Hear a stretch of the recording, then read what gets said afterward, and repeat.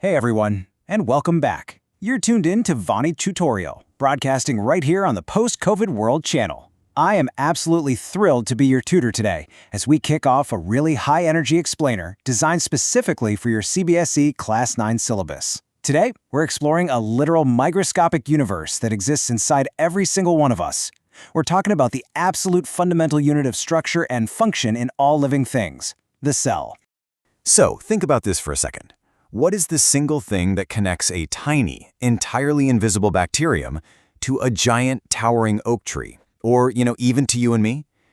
The answer is that we're all constructed from the exact same microscopic building blocks, cells. Whether you're unicellular like a piece of yeast or multicellular with millions of different parts working together, life fundamentally exists at this cellular level. Okay, here's our tour map for today's explainer. First, we'll head into the unseen world, then cover the unifying cell theory, compare prokaryotic and eukaryotic cells, take a step inside the cellular factory, meet lysosomes, the cleanup crew, and wrap up with the future of cells. Let's jump straight in with Section 1, into the unseen world, tools of the trade. Now, human eyes are pretty amazing, but we do have a hard resolution limit of about 0.1 millimeters. If two dots are any closer than that, they literally just look like one single dot to us. And since cells are way smaller than that, scientists needed some help.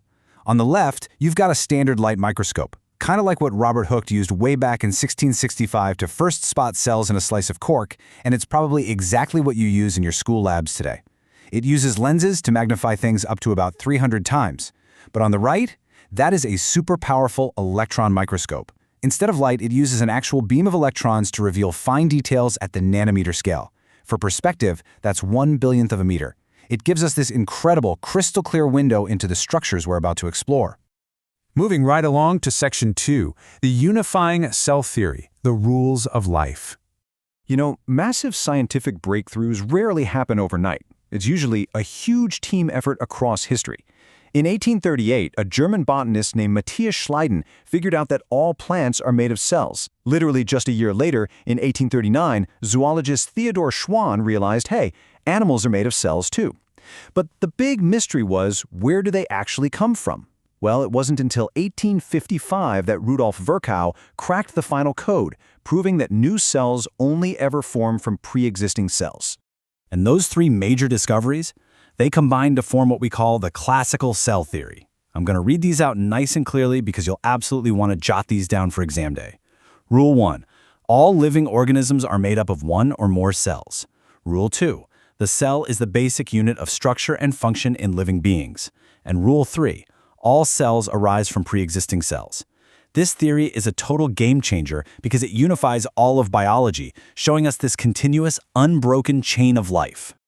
That brings us to Section 3, prokaryotic versus eukaryotic cells, two types of factories. Okay, before we really get into the weeds, we got to understand the two main layouts of these cellular factories. Prokaryotic cells, like bacteria, are definitely on the smaller, simpler side. They don't have a well-defined nucleus at all. Instead, the genetic material just kind of hangs out in this open region called the nucleoid. They also totally lack any membrane-bound organelles. On the flip side, we have eukaryotic cells. This is what plants, animals, and you and I are made of. They are larger, way more complex, and feature a perfectly well-defined double-layer nucleus to fiercely protect their DNA, plus a whole specialized fleet of membrane-bound organelles. Let's take a closer look in Section 4, inside the cellular factory. The departments. All right, every factory absolutely needs a power plant, right? Enter the mitochondrion. Now, notice how it has an outer membrane that's actually pretty porous, but the inner membrane is heavily folded into these weird finger-like projections called cristae. Why the wrinkles? Well, those folds dramatically increase the surface area for chemical reactions. This right here is exactly where glucose gets broken down during cellular respiration to release all that vital energy we need to survive. And what form does that energy actually take? It's called ATP, or adenosine triphosphate. You can basically think of ATP as the energy currency of the cell. Just like you need cash to buy stuff at the store, the cell uses ATP to literally pay for almost all of its microscopic activities. So your mitochondria are basically printing the money that keeps the whole factory running. Next up, let's hit the manufacturing floor. We've got ribosomes. These are your tiny, highly dedicated protein factories. They can either float around freely or stick directly to the endoplasmic reticulum, or ER for short. Now, the ER comes in two distinct flavors. The rough ER looks super bumpy under a microscope because it's studded with those ribosomes we just mentioned, and its main job is mating and secreting proteins. The smooth ER, on the other hand, has 0 ribosomes. It looks perfectly smooth, and it specializes in synthesizing fats and hormones. Of course, once all those materials are manufactured, they gotta be shipped out. That's where the Golgi apparatus comes in. Fun fact, this was first observed by an Italian scientist named Camillo Golgi way back in 1898, and he actually found it in the nerve cells of a barn owl. The Golgi basically acts as the cell's main post office. These flattened sac-like structures grab proteins and lipids from the ER, modify them, sort them out, and then package them into these neat little transport vehicles called vesicles, shipping them off to wherever the cell needs them most. Which leads us to Section 5, lysosomes, the cleanup crew. Okay, imagine you're just chilling in your room, munching on a huge bag of chips, and you're just casually tossing the empty wrappers all over the floor. Eventually, that mess is going to totally take over the room, right? Somebody has to clean it up. Well, as a busy cell functions, it produces its own biological wrappers, lots of waste materials and damaged, worn-out organelles.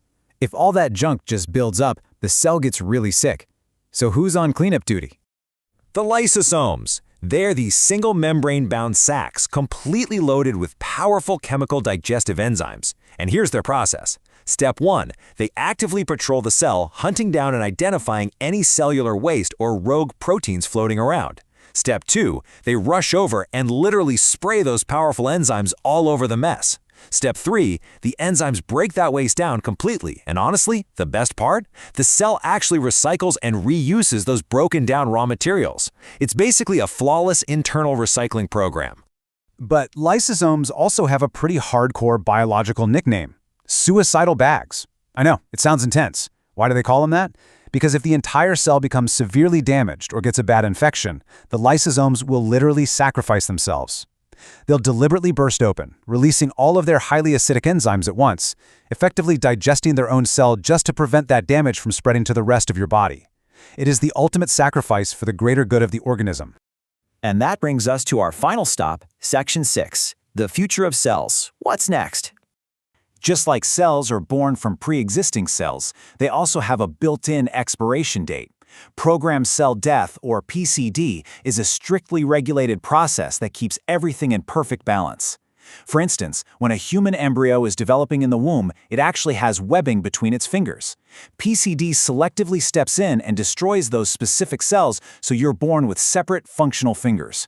Normal cells also show something called contact inhibition, meaning they stop dividing the second they bump into their neighbors. But when cells lose this genetic control, they refuse to die and just keep dividing uncontrollably. And that tragic loss of control is exactly what leads to the formation of tumors and ultimately cancer. Which really leaves us on the very cutting edge of modern biology. What is the future of developing synthetic cells using completely non-living chemicals? And think about it. If a synthetic cell is successfully developed in a lab, what kind of ethical issues might arise from that? We've gone from simply staring at a piece of cork through a tiny glass lens to mapping the exact code of life, and now potentially building life entirely from scratch. It is a massive, fascinating question to ponder as you review your notes tonight. Thank you so much for hanging out with me on this Vaani tutorial explainer. Keep studying hard, keep asking those big questions, and I will see you in the next lesson.